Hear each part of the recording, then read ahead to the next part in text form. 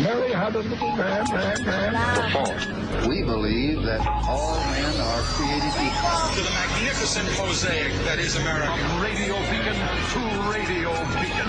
I have a dream today. Change has come to America. Believe me. Help is on the way. Knock, knock. Who's there? It's a figment of your imagination. Randi Rhodes Show. Turn up your mind. A day after Wednesday's deadly attack, the alleged gunman's father, Colin Gray, is in custody on second-degree murder and involuntary manslaughter charges. These charges stem from Mr. Gray knowingly allowing his son to possess a weapon. CBS News has learned investigators believe the AR-style rifle used in the Appalache High School shooting, the one that appears in this video, was bought by the suspect's father as a gift for his son in December last year. Merry Christmas. Just months after both assured deputies the suspect had made no online threats about a school shooting. I've been sick since I heard the call yesterday morning. Janice Mangum is the sheriff of neighboring Jackson County. Her department talked to the suspect and his father in May 2023 after the FBI passed on an anonymous tip about threats against a middle school posted on the social media platform Discord. According to the incident report, the threats were posted by an account set up with an email address linked to the teen, and its username referred to the 2012 Sandy Hook gunman. In an interview with investigators, the alleged gunman's father said he owned hunting rifles and that the then 13-year-old was allowed to use them when supervised, but does not have unfettered access to them. The suspect told the officer he hadn't used Discord in months and denied making any threats. "I got to take you at your word, and I hope you're being honest with me," the officer said, adding, "I'm not saying you're lying, but it's a serious thing," the teen responded. "It's not unusual for people to lie to the police," the deputy said. The suspect's dad responded, "He's familiar, and I am too." With conflicting information about who the account truly belonged to, there was not probable cause for an arrest. Knowing what the deputies knew then, was this a missed opportunity? I don't think it was a missed opportunity. No, I think he investigated. He looked into it. He went into the Discord. He followed up with several, IP addresses, checking them. And I think he did all he could do with what he had at that time. Both the Grays, father and son, potentially face years in the criminal justice system. Nate, they leave behind a community that's shattered. Bye-bye. See you in Attica. It's just, wow, this is amazing. This is, and a lot of people are going to remember the Crumbleys. Remember the Crumbleys that bought Ethan the gun, right? And so they got 10 to 15 years each. This is not the first time that parents have been charged with, manslaughter. The new charge in this one is cruelty to children. And, I feel like Miss Mangum actually did miss an opportunity, but just won't say so. You know why I feel that way? I feel that way because the Discord channel was linked to Colt Gray. Colt. They named their son after a gun. Okay. But it was linked to Colt Gray, and somehow they missed the clue. Now, the handle that Colt, the kid that's named after a gun, it's a joke. Get over it. Move on. The Discord channel, his handle was Cyrillic. What's Cyrillic? Russian. You know how the letters don't look the same in the Cyrillic alphabet as they do in our alphabet? Well, in Cyrillic, this kid managed to teach himself a little something about Russian alphabets, and his handle was Lanza, as in Adam Lanza. In fact, his hair color is kind of creepy, like Adam Lanza's hair color was kind of creepy. He was the Sandy Hook shooter. For those of you who can't keep track of the 195 school shootings that we have had since Sandy Hook, you know that almost 400,000 students in our schools have been affected by gun violence? Right now, the choice is so stark between the candidates that are running for president of the United States on this very issue, not just on economic issues, not just on who would do a better job if, God forbid, we ever had another pandemic, who would tell you to shoot bleach and who wouldn't. You know what I'm saying? No, the difference between the rules of the road for protecting children who have a right to go to school without fear of being shot versus the people who say, you have to get over it. Get over it? He doesn't say that. What are you? You're a liar. You're a liar. It's horrible to see that happening. That's just horrible. So surprising to see it here. But I have to get over it. Mm-hmm. Yeah, no, I don't lie. I don't need to. I don't need to lie. This man is a world heavyweight champion liar, number one. And number two, he has absolutely no value that he can identify that he places on your children's safety, or anything decent, or, I mean, he talks about carnage, right? And he talks about, what he will do to heal the world. Heal the world. Oh, you want to see something hysterical? I don't know. I might get flagged for this, but I don't know who made it, so that's the problem I'm having. But it's just so spectacular. First of all, it illustrates what we're up against with AI, just a little bit. And number two, it's like the only decent ending to the Trump the movie, okay? And I know that there's The Apprentice. Do you know that there's a Kickstarter for The Apprentice to release that movie? I'm not kidding. It turns out that Donald Trump sued them and threatened all of the theater owners, like the groups that own that if you play this and you, why? Because there's a scene in the movie. Apparently, I haven't seen it. Jeremy Strong from Succession. He plays Roy Cohn. This is about the early Donald Trump years. This is about when Donald Trump first, started in real estate, and he was just, a namby-pamby, Nepo baby, didn't have any backbone, didn't have any, ability to tell a story. None of that was developed yet. And how Roy Cohn actually tutored him and took him under his, flabby wing and created Trump the Monster. And so the only decent conclusion for that movie, which can't get shown in theaters because Trump is threatening all the theater owners with, defamation lawsuits, because in that movie, apparently there's a scene where Donald Trump, and this was taken from the deposition in his divorce case between him and Ivana Trump. Ivana new car. Ivana divorce. Remember her? He buried her in the golf course. He buried her on his, oh my God. The mother of his beloved Ivanka is buried on a golf course. Okay, maybe it's revenge for Eric. I don't know. Who knows what goes on in that family? But it's just like the only decent ending to the story of Trump would be this. Told me to go to Peru and do ayahuasca with his shaman. I thought it'd help with the election, give me that edge. But what happened next, I wasn't ready.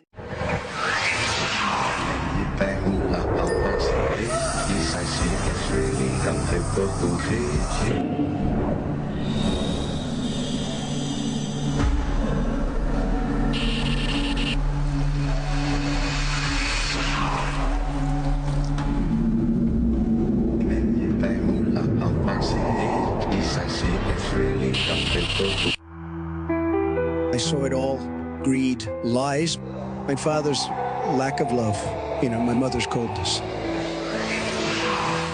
Demons, dark entities, everything I'd buried came rushing out. It was brutal and life-changing.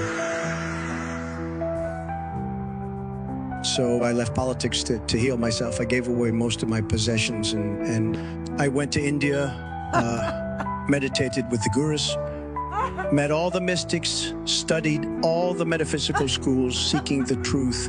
I did every therapy, somatic experiencing, breathwork, and parts work. You wouldn't believe the things I tried. I purged everything I thought made me great. Slowly, the suffering started to fade. I started sharing what I'd learned. I created something bigger, holding space for others, an intentional community, and I led with love, guiding people to reconnect with their higher selves. They say I'm the greatest shaman now. Nobody does it better, and maybe they're right. It's a new kind of winning, one where I lead others to peace. The greatest shaman on earth. All things Randi at RandiRhodes.com. Go for launch. Speaking truth to power, the Randi Rhodes Show. So while other states were banning books from their schools, we were banishing hunger from ours.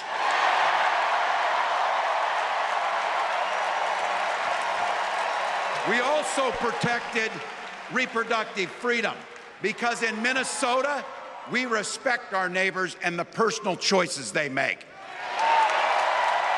And even if we wouldn't make those same choices for ourselves, we've got a golden rule. Mind your own damn business.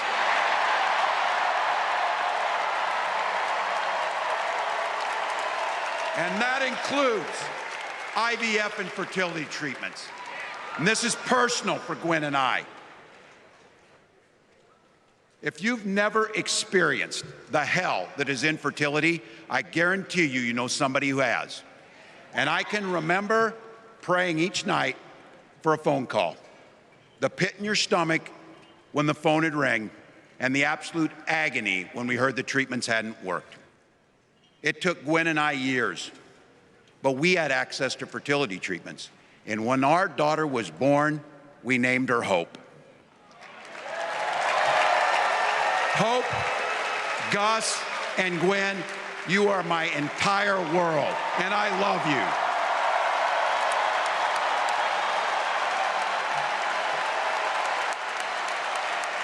I'm letting you in on how we started a family because this is a big part about what this election is about. Freedom. When Republicans use the word freedom, they mean that the government should be free to invade your doctor's office. Corporations free to pollute your air and water. And banks free to take advantage of customers.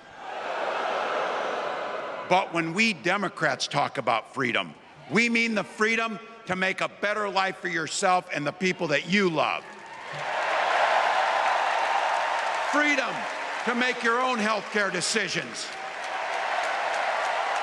And yeah, your kids' freedom to go to school without worrying about being shot dead in the hall. Yeah, I mean, that's the sort of freedom we talk about. The sort of freedom that they talk about is, freedom to kill your kids, freedom to buy. Look at their Christmas cards, okay? Jesus is the reason for the season. So, hey, let's gift long guns to our 14-year-olds who we know are suffering from some mental illness that makes them relate to school shooters. What could go wrong there? That's what they think freedom means. Now, when you look deeper into, what this person's family was like, the family was a mess. The family was a complete and utter mess. Mom apparently was arrested driving with methamphetamine and fentanyl and muscle relaxers. And that's a crying shame because according to her LinkedIn profile, oh, hey, yeah, I went there. She's got an MBA. This is a highly educated woman who was in what appears to be, by all accounts, an abusive marriage with a husband who thought it was appropriate to give his 13-year-old son a Christmas present of an AR-style weapon, knowing the police, the FBI, and the neighboring county's sheriff's department had all been to his house to talk to his son about threats to shoot up his school that he made on Discord. And Dad says, I don't know what Discord is. I have no idea. I don't know what you're talking about. And my son never has access to guns unsupervised. Hey, let's give him a Jesus is the reason for the season gun, knowing what he knew about the visits by law enforcement officials, plural. That's why he's gone to jail. That's why the father was arraigned this morning in the same courtroom as the son. Okay, that's why. You know how many lives could be saved if we had red flag laws? But Georgia doesn't have one. No. You know why? Because Republicans run Georgia, and Republicans like Brian Kemp and the Georgia legislature, they view any law at all that would, bar or create some sort of a hurdle for a 14-year-old to get a long gun as a gift for Christmas as an attack on the Second Amendment. I swear to God. And so you've got a clear contrast between the administration's incoming that you choose to be the incoming when you vote on November 5th, right? You could have, the Trumpian view where he said openly, there was the shooting he was talking about there that I played the little tiny snippet, the real quick clip. That was the first day of school. Okay, that happened in Iowa, and that was the very first day of school, and boom, school shooting. But only one person was shot. I think 7 were wounded or injured, but only one person was dead. I shouldn't say shot. I should say dead. And Trump was like, yeah, well, you know what? You have to get over it. You have to get... It's horrible to see that happening. That's just horrible. So surprising to see it here. With white people, he means. Have to get over it. Yeah, he meant here in Iowa where everybody's white, because when Donald Trump thinks of shootings, he doesn't think of school shootings. He doesn't think of, Georgia or Iowa. He doesn't think of Minnesota. He thinks of gang violence. He thinks, because this is where he goes to defend, leaving the America gun owners or whatever the new one is that replaced the NRA, where, they were stealing from the NRA. All this, tax-free money, all of this, 501c3 tax-free money, right, was being stolen and used for luxury items and for large-ass lifestyles, living large. But Donald Trump doesn't associate that kind of stealing with white people or that kind of, gun violence with white people. That's why he said in Iowa. I'm surprised to see it here. He also said... In my second term, we will roll back every Biden attack on the Second Amendment. The attacks are fast and furious, starting the minute that Crooked Joe shuffles his way out of the White House.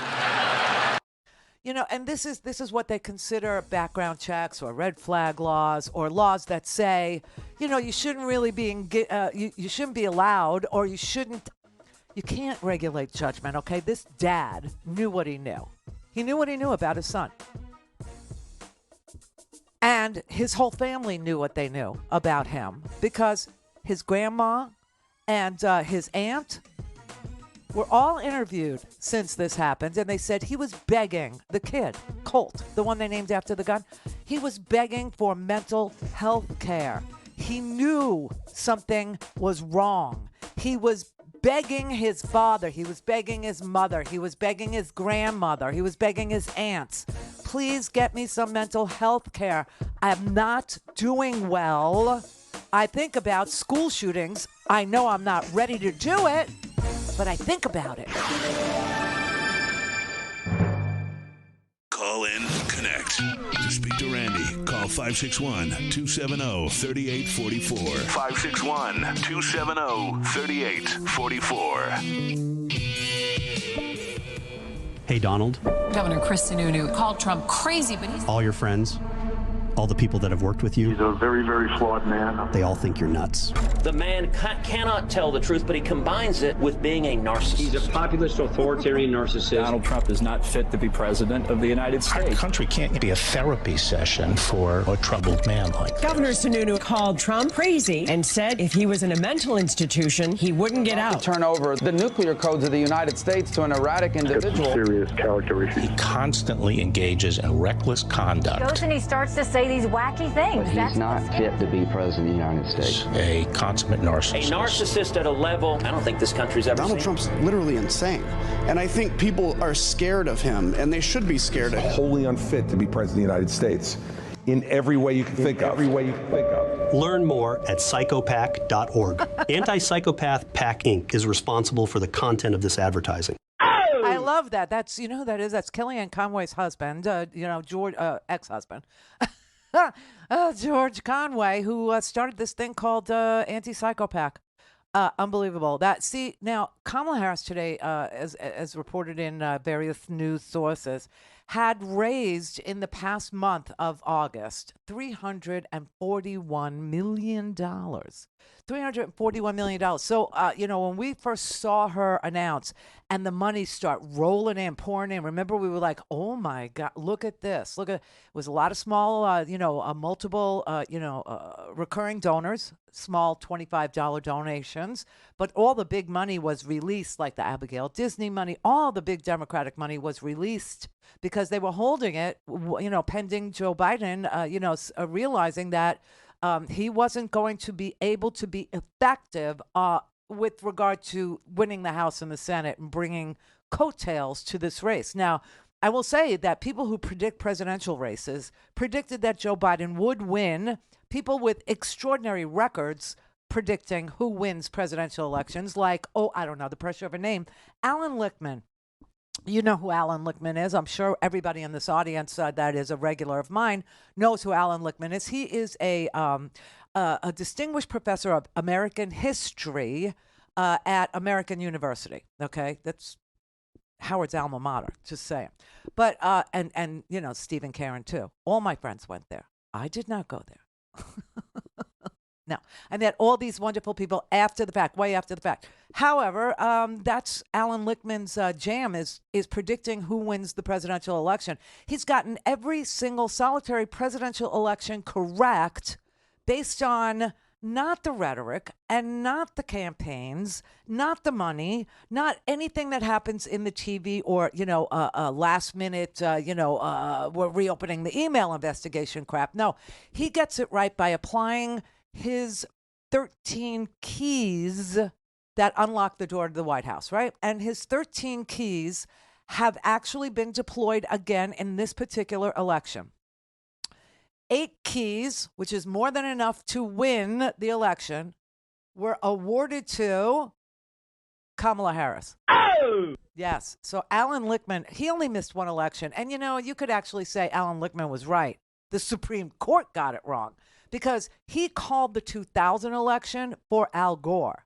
And the Supreme Court called the 2000 election based on nothing but a feeling that we were running out of time and you should just stop counting the votes and America is going through some stuff and, we're going to end it now, and gave it to George W. Bush. So you could say Alan Lichtman got them all right. The Supreme Court got one wrong, and God help us if they do it again. But that's where we are today. So Kamala Harris has a war chest of over $600 million now, which means, what is that money for? Well, that money is to buy ads on football games. It's to buy ads on, let's say the Ravens Kansas City Chiefs game. You see that?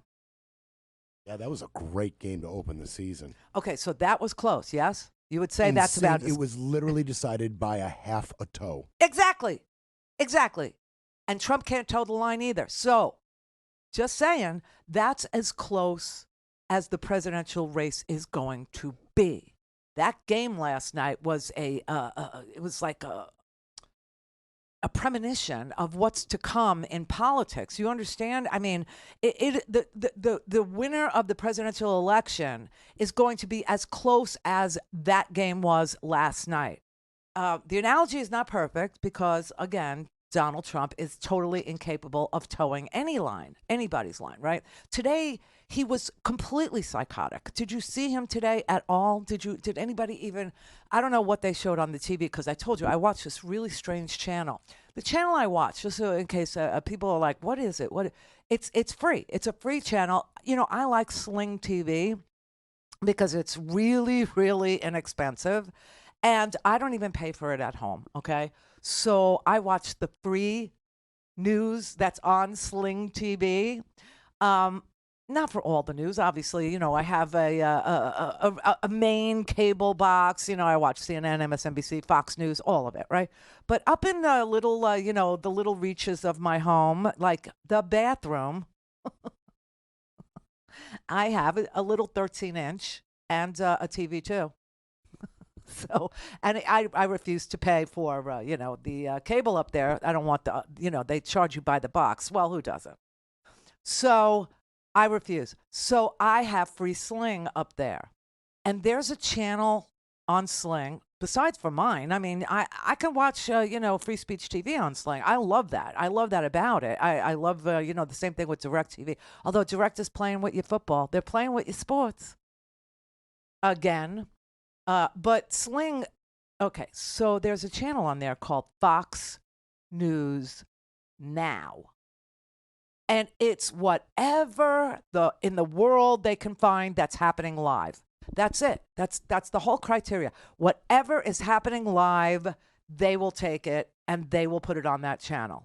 And there's like a couple of hosts. It's sort of like a Foxy News version of C-SPAN. Do you know what I mean? Like C-SPAN will cover whatever's going on live in Congress, whatever's going on live in the Senate. And then C-SPAN 3 does all the hearings, right? Whenever hearing.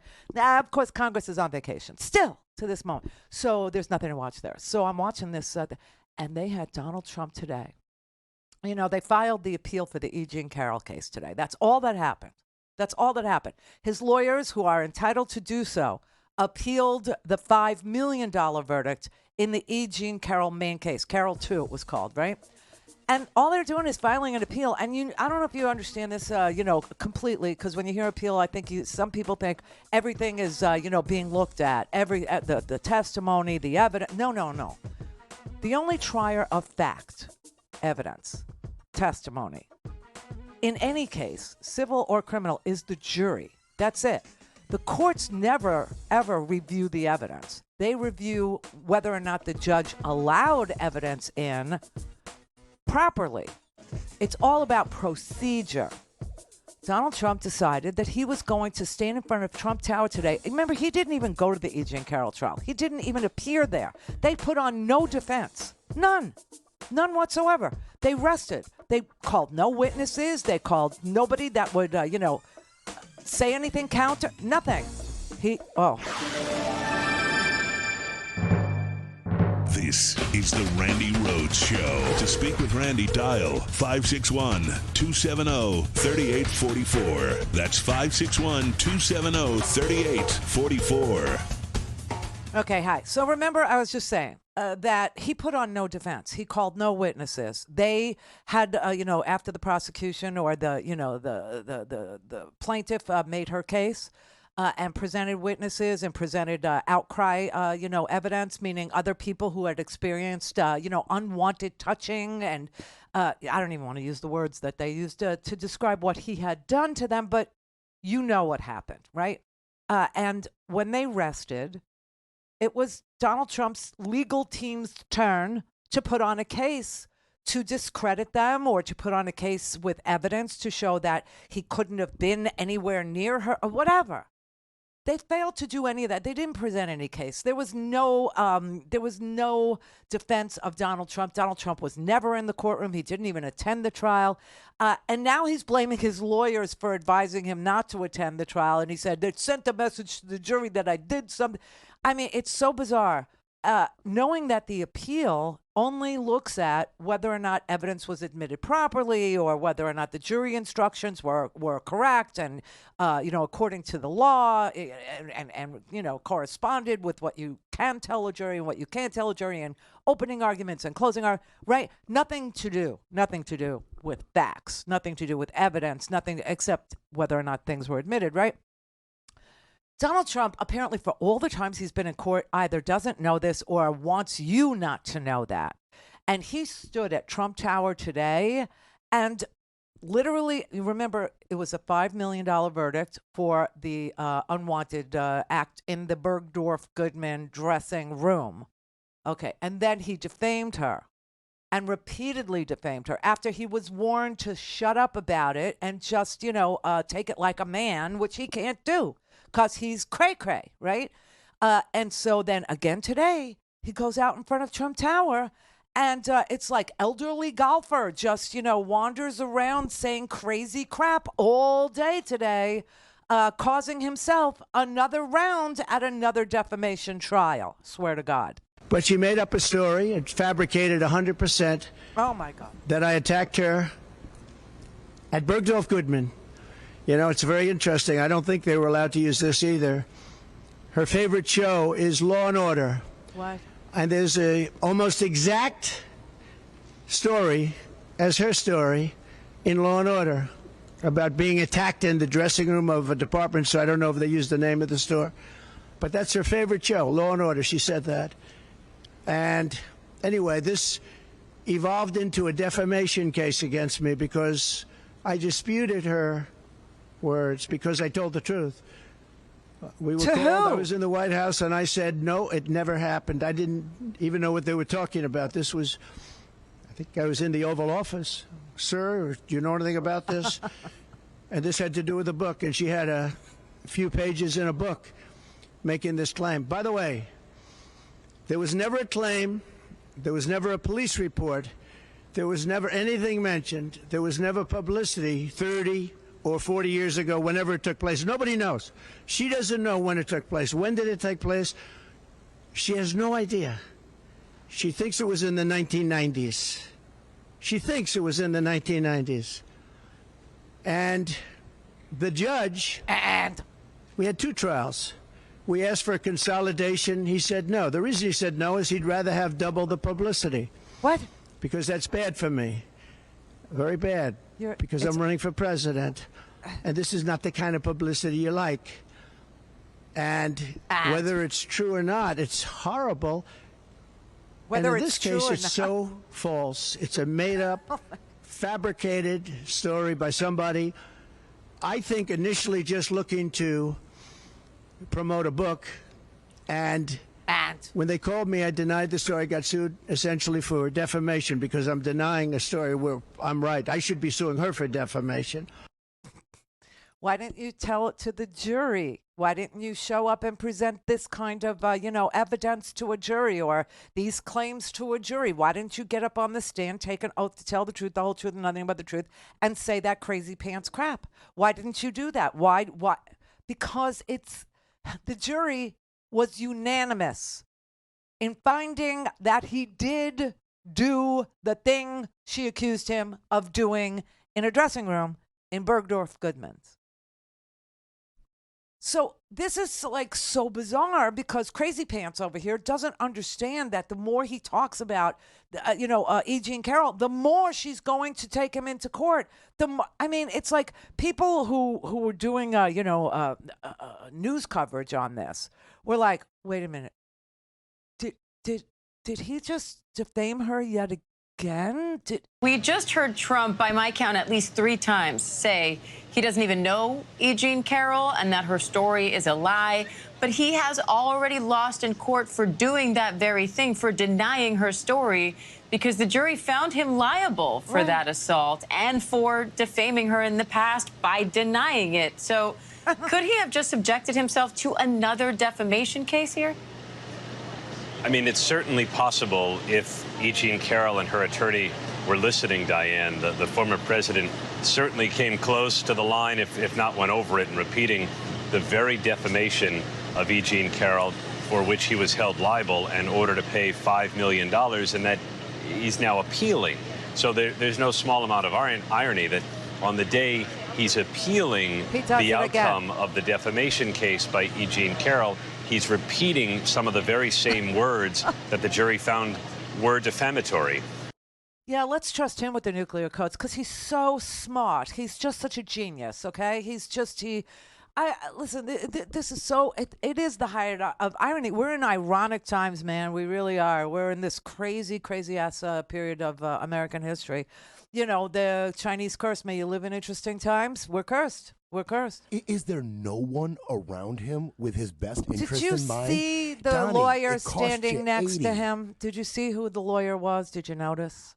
I did not. Who was that lawyer? Alina Habba. Oh, of course it was. The one who loses every case that she is. How he still, I don't know, I guess everybody else lost their law license along the way. I guess everybody else is, disbarred at this point. Well, John Eastman, right?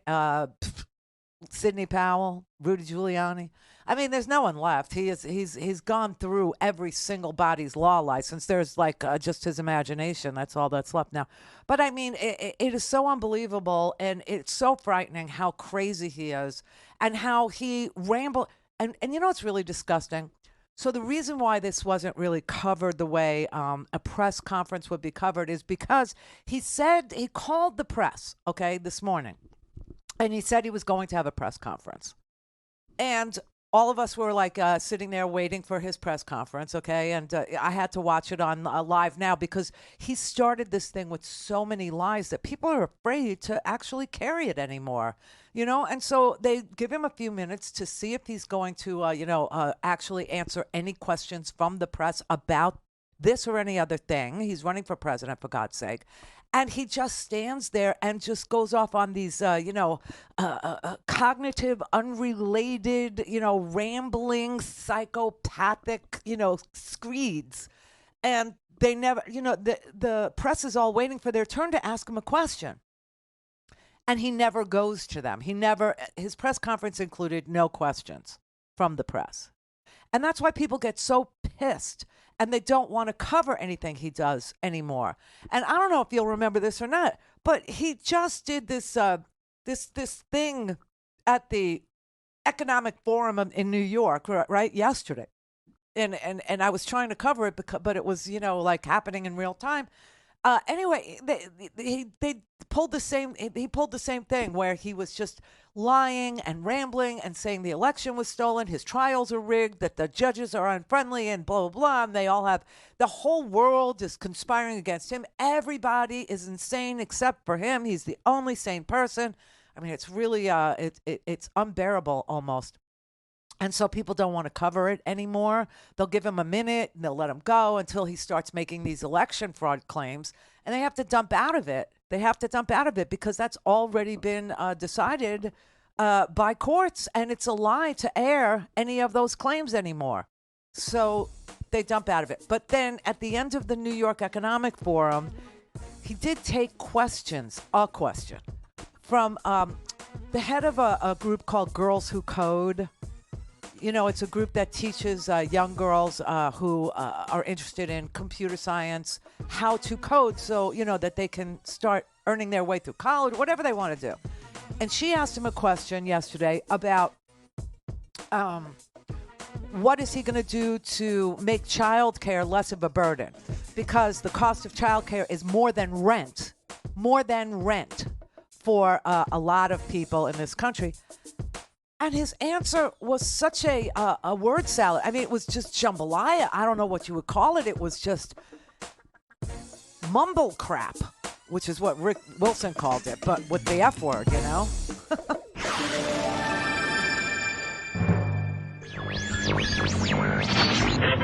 Mary had a little man. The fault. We believe that all men are created equal. To the magnificent mosaic that is America. From radio beacon to radio beacon. I have a dream today. Change has come to America. Believe it. Help is on the way. Knock, knock. Who's there? It's a figment of your imagination. Randi Rhodes Show. Turn up your mind.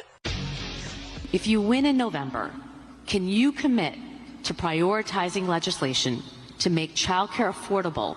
And if so, what specific piece of legislation will you advance? Well, I would do that, and we're sitting down. I was we had Senator Marco Rubio, and my daughter Ivanka was so impactful on that issue. It's a very important issue. But I think when you talk about the kind of numbers that I'm talking about, because look, childcare is childcare. Childcare is childcare, everybody. You have to have it. In this country, you have to have it. But when you talk about those numbers compared to the kind of numbers that I'm talking about by taxing foreign nations at levels that they're not used to, but they'll get used to it very quickly. And it's not going to stop them from doing business with us, but they'll have a very substantial tax when they send product into our country. Those numbers are so much bigger than any numbers that we're talking about, including childcare, that it's going to take care. We're going to have, I look forward to having no deficits within a fairly short period of time, coupled with the reductions that I told you about on waste and fraud and all of the other things that are going on in our country. because I have to stay with childcare. I want to stay with childcare, but those numbers are small relative to the kind of economic numbers that I'm talking about, including growth, but growth also headed up by what the plan is that I just...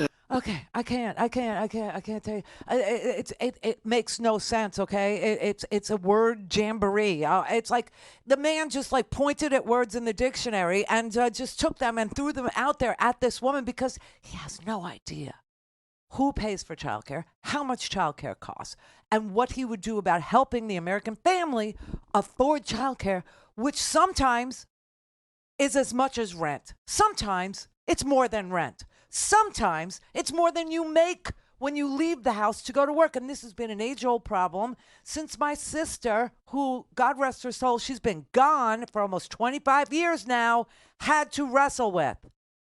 I also love that with a straight face, he talks about the growing fraud in this country. It's all your fraud, Don. I mean... So he doesn't have any earthly idea about any of the economic issues that are seriously pressing down on the American family, the forgotten guy, the one he cares about, whatever. All he knows to say is my numbers are bigger than your numbers. And, you know, childcare is childcare. It's childcare, and I want to stay with it. I want to stay like nobody's ever seen before. It's another thing he will. I mean, it's just the stuff that comes out of his face. The transgender thing is incredible. Think of it. Your kid goes to school and comes home a few days later with an operation. What? The school decides what's going to happen with your child. And, you know, many of these childs 15 years later say, what the hell happened? Who did this to me? The real radicals on that issue are the Democrats, where you can have an abortion in the 9th month. And in 6 states, you're allowed to kill the baby after the baby is born. The execution of a baby, because that's not abortion, that's the execution of a baby. You could actually execute the baby after birth. The wind, it kills our birds. If you want to see a bird cemetery, go under a windmill sometime. They do kill a hell of a lot of birds. Why do they love it? It kills all the birds. Windmills aren't killing a lot of birds. There is no such thing as post-birth or 9-month abortion. Okay, if a baby is born and you kill it, that's called infanticide. It's murder, you understand, in every state. There are no 6 states that allow the murder of newborns. That's just not true. And what is he talking about? Transgendered kids, they go to school and then they come home with operations? What is he talking about? And people sit there and they nod and they nod. And then they show up in my box, literally in my box, telling me I don't know what the definition of a woman is, and calling me the P word and the C word, and that I'm fat and I'm ugly. Well, I'm not fat. So there you have it. I'm not fat. But it's unbelievable. People actually believe this swill that kids could go off to school. Yes, they can come home dead. That happens. That just happened. And what do they want to do about that? What do they want to do about that? Well, let's listen to J.D. Vance. You know, J.D. Vance is telling us, by the way, that the solution to childcare, I mean, the two of them need to confab. They really need to get on the same page. They really need to understand what Project 2025 is, because Donald Trump is riffing and J.D. Vance is sticking to the script. And J.D. Vance is telling everybody that if your kid comes home dead from school, well, that's just a fact of life. It's just part of life. It's not a fact of life he wants to deal with. No, it's a fact of life he wants you to live with. Swear. First of all, what happened in Georgia is just an awful tragedy. Awful. And I know we've got a lot of parents and a lot of grandparents in this room. I mean, I cannot imagine, little kids so excited to go back to school. God love them. And they're at their first week back from the summer, and an absolute barbarian decides to open fire and take their lives and also a couple teachers. He's 14. I don't like this. I don't like to admit this. I don't like that this is a fact of life. But if you are a psycho and you want to make headlines, you realize that our schools are soft targets. Oh my God. And we have got to bolster security at our schools so that a person who walks through the front door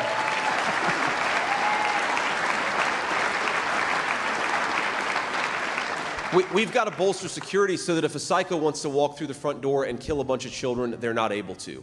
And again, as a parent, do I want my kids' school to have additional security? No, of course I don't. Yes. I don't want my kids to go to school in a place where they feel like you've got to have additional security, but that is increasingly the reality that we live in. It's just a fact of life, everybody. It's the reality that we live in. It's you just have to accept it. You just have to understand it. You just have to, make the schools a lot like prisons, harden them, put guards in there. I don't know, random searches of bodily cavities. I don't know what he's suggesting there. But they will not say anything about background checks, universal background checks. They will not say anything about red flag laws, which would have prevented this one. Just saying. Just saying, because, I told you some of the details here. You had an aunt and you had a grandma that knew that the kid was begging for mental health care services and knew that the kid was given a gun for Christmas and thought that was a terrible situation. But there were no laws broken in Georgia because there are no gun laws. There are no gun laws. There's only 21 states that have any gun laws in them. And that means that there's a majority of states that don't.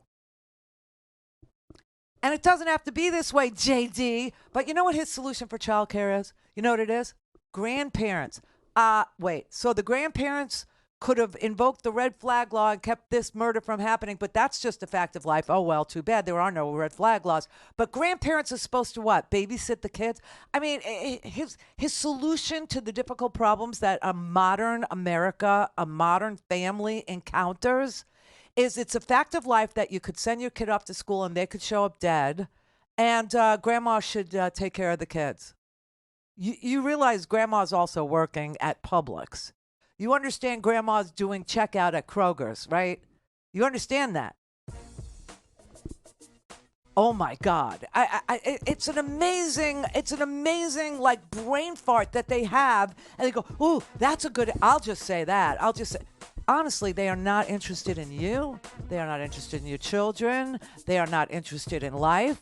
They are not interested in liberty. I mean, they want to harden schools until they look like prisons. These school shooter drills are literally giving PTSD to and you know what their solution for that is? They're saying, we need to make the shooter drills more age appropriate. We need to do that. So instead of telling them, there's a scary man outside and he's got a gun and you need to go into the closet, turn off the lights and shh, don't say anything.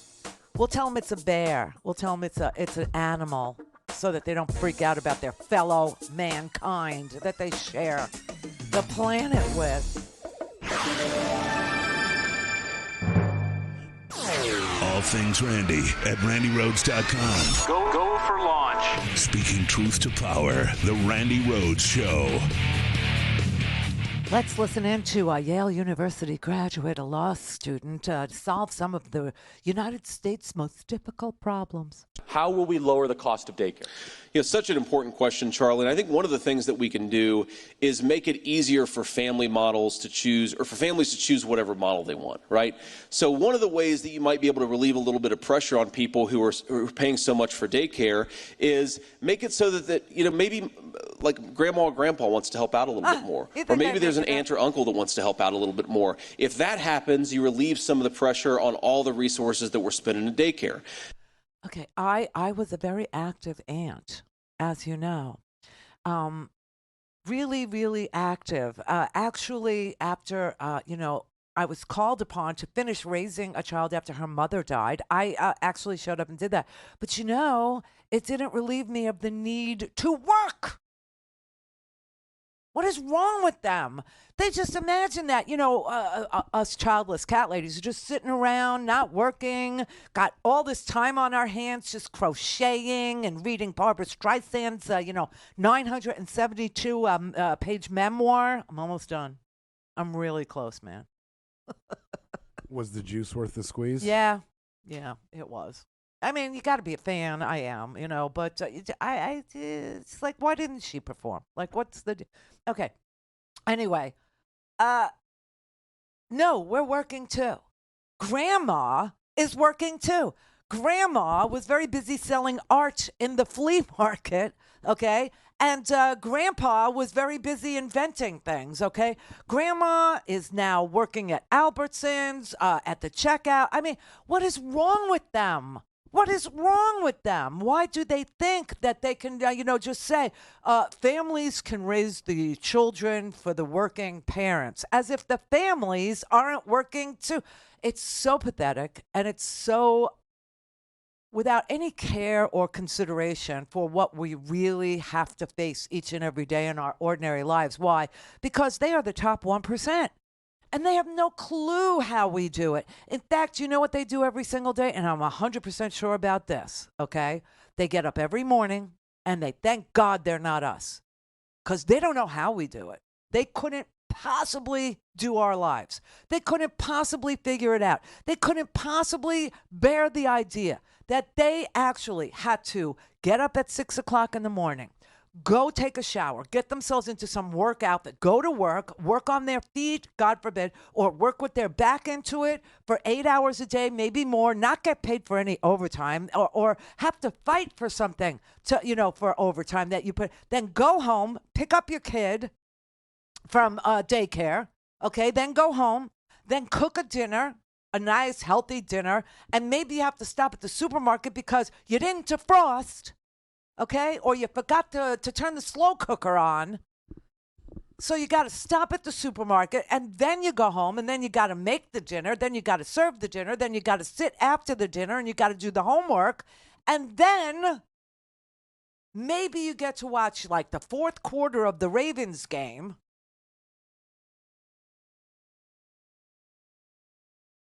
As close as our presidential election is going to be, the Ravens didn't ask for the courts to get involved. Wow. That's sportsmanship.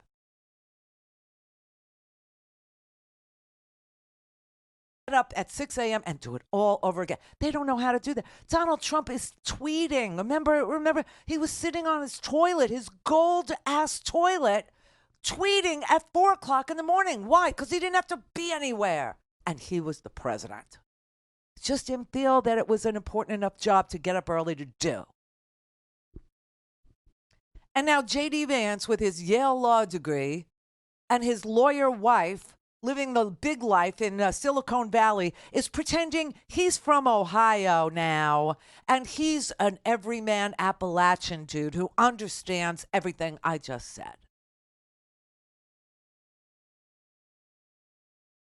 We'll go through.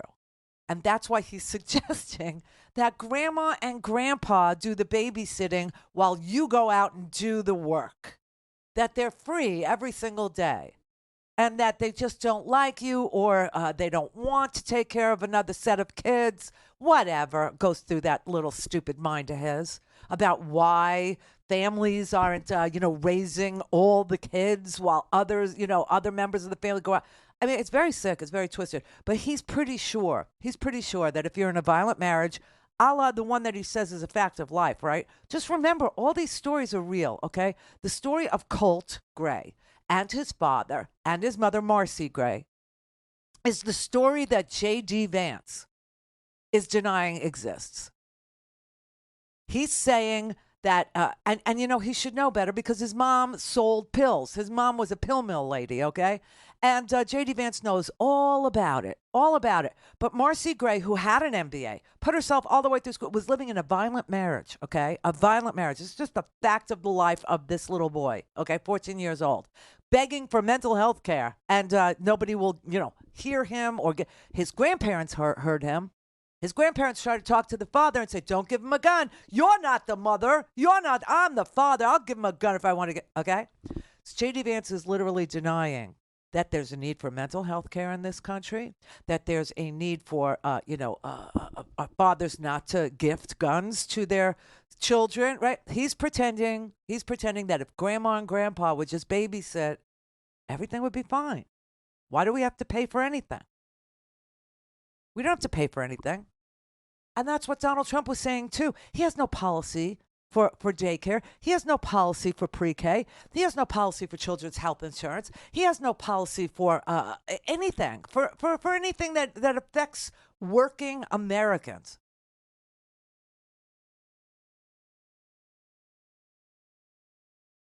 Kamala Harris does. Under my plan, more than 100 million Americans will get a tax cut. Oh. And we will do this by restoring 2 tax cuts designed to help middle class and working Americans. The Earned Income Tax Credit and the Child Tax Credit.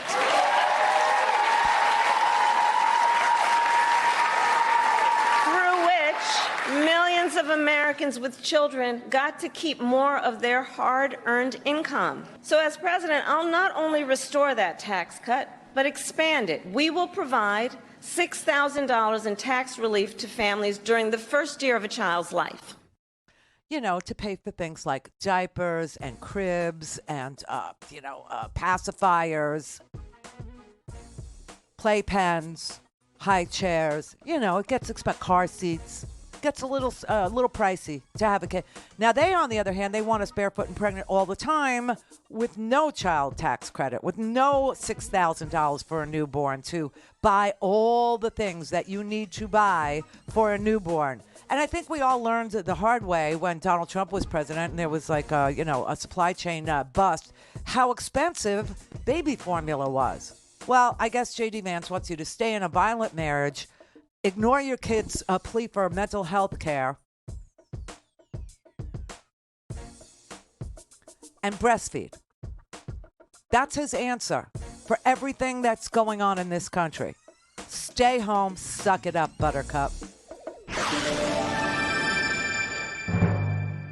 Call in, connect. To speak to Randi, call 561-270-3844. 561-270-3844. The wealth tax is important in both parts. It's critical for raising revenue, and that revenue is critical for raising opportunity, because that's what this is really about. Right now, we live in an America that is so tilted toward the rich and the powerful. The top 0.1% are paying last year about 3.2% of their total wealth in taxes. The 99% paid about 7.2% of their total wealth. In other words, more than half. And when the top is not paying a fair share, that's how we end up as a nation that's not making an investment in universal childcare and universal pre-K. An America that's not making an investment in our young people who are trying to get an education, K-12, and post-high school, in technical school, and 2-year college, and 4-year college. It's about making sure that we're a country that doesn't just work for a tiny little thin slice at the top, but a country that genuinely is investing in opportunity so that all of our kids have a chance to build a strong future. That's what it's about. Oh, I see. I see. So instead of us redistributing our wealth by paying tariffs that Donald Trump imagines we should have on top of what we say is inflationary prices, we should pay a tariff on top of it, making everything more expensive for us, but that tax that they're collecting as a tariff, which is a tax, should somehow go to the top and not to child care, and not to universal pre-K, and not to universal health insurance, and not to making, post-high school education, free, like K through 14 or K through technical school. Oh. There are solutions to a lot of what ails us. It's just that the Republican Party will have none of it because they represent the top 0.1%, if not the top 1%, okay? And that's who they kowtow to. That's whose agenda they execute on. That's whose hopes, dreams, and desires they work for. Not us. This whole populism thing, and I care about the working man. When push comes to shove, what do you see? You see J.D. Vance on a white supremacist TV show or whatever the hell that is, right? You see him sitting there with a white supremacist saying Grandma and Grandpa really need to step it up. What? I mean, it's like so amazing. And I will have no gun laws at all. You're just going to have to live with it. That's the cost of living in America, is dead kids. We've been living like this since Sandy Hook. We've been living like this for 20 years. When they told us that, a dead sixth graders was really the cost of freedom.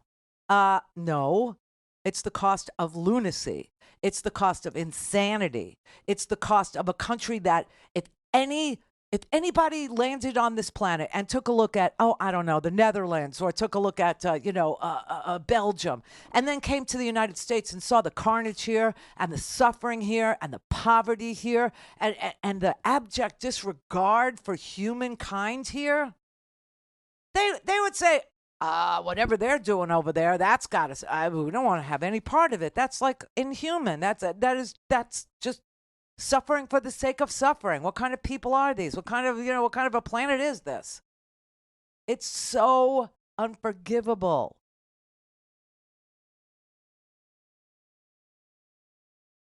The Iowa shooting, first day of school. Well, you have to move on. You have to get over it. Just get over it. Because of dead birds. I'm getting a lot of email about the dead birds. I just want you to understand this was the argument that was made early on when we started building skyscrapers. Shouldn't have them. Shouldn't build them. Shouldn't do anything about skyscrapers or city lines or skyline, because the birds will die. And of course they do.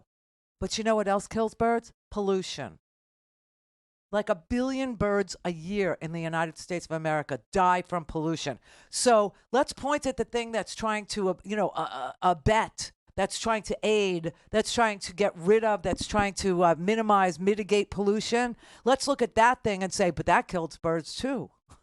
And he's not even saying that kills birds too. He's saying that's the cause of dead birds. The cause of dead birds is human activity. So should we just lay down and die? No, but pollution is a bigger killer of birds than windmills. I mean, people get wrapped up in this, in this bull crap because it starts to sound okay. It starts to sound like it could have happened, or like it's really the reason. Like he stood there today for 48 freaking minutes saying that E. Jean Carroll was a liar, defaming her yet again after losing in a jury trial and being adjudicated a repeat offender on the defamation charge, so that the $5 million became $80 million, and he did it again today. And people will listen to this going, yeah, he's right. She made this all up, and why is he, because he put on no defense. It was his choice, people. He had his day in court. He chose not to show up for it. He chose that, his lawyers advised him, and he took their advice, and they said, don't put on a defense. He actually had nothing to, show that he didn't do anything. He had no evidence. He had no documents. He had nothing, that he could produce. I mean, he talks about E. Jean Carroll's husband, right? And he didn't produce him. Sorry. But it does start to sound plausible for a brief moment. I like when he says crap, because people, they don't look it up. Brother David. It's Freedom Fighting Friday, sister. Every Friday. Every Friday. I was the child of a single mom who got out of an abusive marriage. And she went back to school and got her nursing degree, while my grandmother, who worked in the diner, and my grandfather, who worked in the filling station, took care of me. Yeah. And that was in the last century. Yeah. Look, I reported on Columbine when it happened. And how long ago was that? And it never, ever, ever gets easier. And it was too much then. And so I see she who can turn the world on with her smile in New Hampshire 2 days ago, going off script and calling herself on going off script to address it. And I see Coach Governor Mr. Grant doing the same thing on the side there. Mr. Grant. It is. It's the love is all around ticket. Got it. It's so clear. Yeah. It's just there and direct and speaking to us. The other side is just winnowing away before our eyes. Even as the other side is posing for Christmas cards with your children holding AK-47s or AR-15s. That's those are your choices.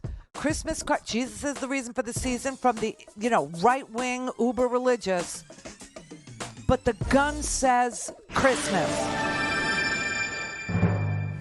Fatality. This is the Randi Rhodes Show. To speak with Randi, dial 561-270-3844. That's 561-270-3844. It does not have to be this way. You understand that, right? Tim is a hunter and a gun owner who believes, as the majority of gun owners do, that we need reasonable gun safety laws in America.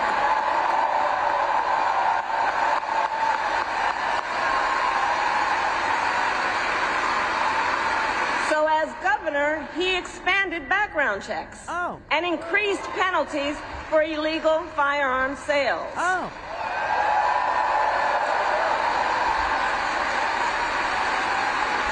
And together, when we win in November, we are finally going to pass universal background checks, red flag laws, and an assault weapons ban. I think that could help more than school shootings are a fact of life, and you have to get over it. I just don't even see the the heavy lift. I don't even see a lift. I don't even see I'm going to try and figure my way out of this gun conundrum from the other side. No, I don't see anything at all that resembles some sort of a discussion about a solution, let alone recognizing what the solutions to some of our difficult problems look like, sound like, feel like. We had an assault weapons ban. Did it make a difference? Hell yeah, it did. We lived in this country for years and years and years under a Supreme Court ruling that said, for years and years and years, it was like after, the Tommy guns were outlawed during the, the heyday of, the Valentine's Day massacre and all that crap, right? And so we had the Supreme Court rule on what the Second Amendment is allowing people to do in this country. And the Supreme Court of yesteryear actually found, and this is during the time when we weren't sending our kids to school and they were coming home dead, just the good old days, right? Pre-MTV and everything. They said that if you were a member of a well-regulated militia, meaning you were reporting for muster and having your gun inspected and your ammunition was carried in a pouch and your gunpowder balls were all in a neat little row, and that militia was well regulated, then you could actually have a gun. Other than that, you had no right. And we lived like that for about 100 years. Yeah. And then all of a sudden, the Supreme Court changed hands. Yeah, it's like, going out of business sale. And they actually sold their souls on the way out the door to a bunch of right-wing lunatic fringy people who said, we'll do whatever the NRA wants us to do. And the NRA said, we need for you to get rid of this idea that a well-regulated militia being necessary, the right to keep and bear arms shall not be infringed, right? And of course, a well-regulated militia that is needed to preserve a free state. I mean, it's kind of provisional. And they said we need to get rid of that whole idea. So we got Scalia, Antonin. And Antonin actually said, all right, here's what we could do. Incrementally, we will demolish that entire idea that the Second Amendment says what it says. And we will supplant what it says with a different idea. And the different idea would be you have a right to own a gun inside your house, in your house. That's the Heller decision, okay? And you could have a gun inside your home for your own home protection without being part of a well-regulated militia. That was the beginning of the leaning towards Gomorrah. That was the beginning of opening up the Pandora's box of everybody could have a gun, including a 14-year-old on a Christmas card. I mean, it was so cynical to do that, to change what we knew was working for the protection of everyone in this country from gun violence, and then incrementally move toward, well, you could have a gun in your house. Okay. Then after the Heller decision, which we lived with for a really long time, that did not give you a right to have a gun in your car or a gun in a shopping mall or a gun in a church or any other place except your home, they came up with the Bruin decision. They go out and they shop for a plaintiff, right? And they look for somebody in New York State because New York's got some of the most strict gun laws, right?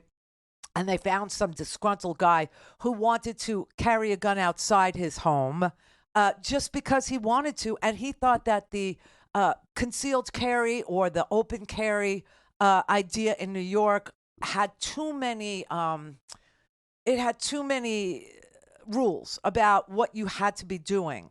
Like you had to be a jeweler carrying large amounts of cash. Things like that. You could then apply for a permit. You could make your claim that I'm carrying large amounts of cash and I have to take them from my store to the bank and I need protection from robbers, which isn't really happening. But okay. And they expanded gun ownership even in 21 states that have strict gun laws, and they're not done yet. I mean, here you have a 14-year-old, right? And the only reason why here's what really gets me. So the police chief and the sheriff of this Barrow County, whatever it is, they stand on the TV and they feel like really strong when they say, this was pure evil. On whose part? Does it make it feel strong and big to say a 14-year-old was evil? Does it make you feel strong to say that, a kid who brought a gun to school, who was begging for mental health care and couldn't get the attention of any adult near him to take it? In fact, the reason why we know this is because there's text messages that were screenshotted and delivered to journalists who are curious about what went on in this family. And the grandmother actually had a screenshot that she was able to send to, I think, the Washington Post, that said, okay, we got him into therapy. He starts next week. And that was like 2 days before he went and shut up the school. So we know he was begging for help and that nobody was delivering this help to him. But they feel like calling him evil is the solution to letting everybody keep giving their kids access to guns without any safe storage laws. So yes, there would be a new sheriff in town if we changed, the House and the Senate. If we changed, like who's in charge over there, and we changed the president, we could actually get even more. We do have now, for the first time in 30 years, an office, a White House office of to look into gun violence. That was the incremental change we were able to make on the other side of the question. And if we changed, a House and Senate, and I'm worried about it because I have to tell you, we're going to have to talk about what's going on in Montana, because Tester, who is a Democrat and whose vote is needed to make, a majority, is being challenged by some snot-nosed racist, dude who, is like ex-military.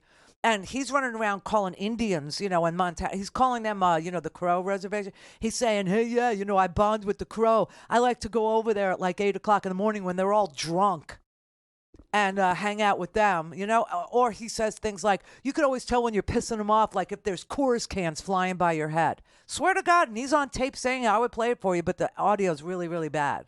But it's real, and you can look that up too.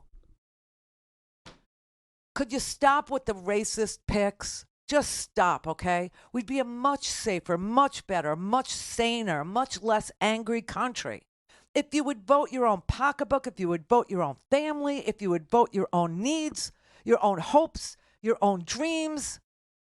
over your fear that somebody might be getting something that you didn't get because they're brown or black, like affirmative. We don't even have that anymore. You can't even bitch about affirmative action anymore. It doesn't even exist. And all that was a couple of points on a college application that said you had overcome a whole lot of obstacles to get where you are today. Ooh, scary. But hey, if your parents went to Harvard, or if your father donated $6 million to Wharton or to Penn, you get a pass. You get in. Even if you're an idiot, even if you're a moron, even if you're a psycho, it's called a legacy. You're a legacy. You're a Nepo baby. That's what we call it now. But back in the day, it was legacy admissions. I want you to think long and hard about how it feels when you hear Kamala solve your problems or try to solve your problems or offer solutions that maybe you agree with, maybe you don't. Versus you got to move on. You got to get over it. You got to, like, dead kids is the cost of living in America. Dead kids is the price you pay for freedom. Really? Make a plan to vote and stick to it. Dick Cheney is voting for Kamala. Dick Cheney! Clear for takeoff. Randi Rhodes. RandiRhodes.com.